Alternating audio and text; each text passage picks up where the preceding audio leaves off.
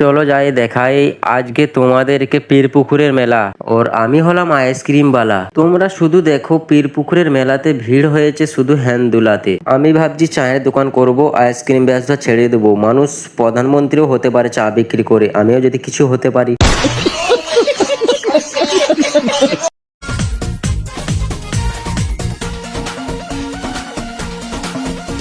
এই মন রেখে বাজি সব হারাতে যে রাজি ভালো। চলো তোমাদেরকে দেখাই 20 টাকার হোলসেল ধামাকা। কিছু না পড়লে ডাবল পয়সা ফেরত। গরিবের কাছ থেকে 20 টাকা করে নিয়ে নিয়ে দাদার ভুঁড়িটা কতটাই বেড়েছে দেখো। এই ভাত খেলে সে ভাতটা হজম হবে না, চাল হয়ে যাবে। 20 টাকাতে মাত্র একটা কুপন।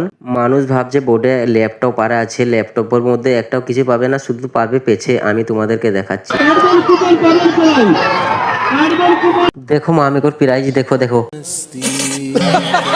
এই যে দেখতে পাচ্ছ দুলনাটা কেমন করে দুলছে। আর কদিন পর এদের যদি বিয়ে দেওয়া হয় এদের ছেলেপুলেরা ঝাঁপাবে। এদের এখনো শখ মিটে নাই। হ্যাঁ,